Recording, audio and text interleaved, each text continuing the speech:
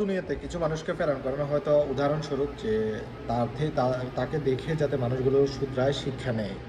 একজন প্রবাসী মোমবাতির মতো জ্বলে সারা জীবন যৌবন প্রবাসে কাটিয়ে তার উপার্জিত অর্থ দিয়ে ফ্যামিলিকে চালায়, ফ্যামিলিকে সুখী রাখার জন্য সর্বোচ্চ চেষ্টা করে। অনেক মানুষ ফ্যামিলির জন্য অতিরিক্ত টেনশন করে অকাল মৃত্যুবরণ করে, অথচ ওই ফ্যামিলিগুলো তার প্রবাসী লাস্টটা পর্যন্ত নিতে অস্বীকৃতি জানায়।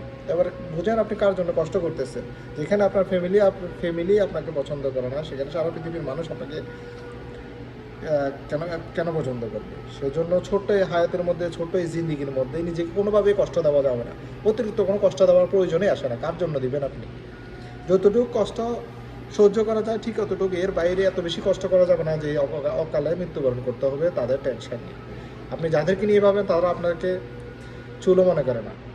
একজন প্রবাসীর যদি কোনো তার ফ্যামিলি তাকে নিতে অস্বীকৃত জানায়, তারা সারা পৃথিবীর তার মানুষের কাছে তার দামটা কি? সে নিজেকে ওই পরিমাণ সময় দিন, ওই পরিমাণ নিজেকে হ্যাপি রাখার চেষ্টা করুন, যাতে মৃত্যুর পরে নিজেকে নিয়ে আফসোস করা না লাগে।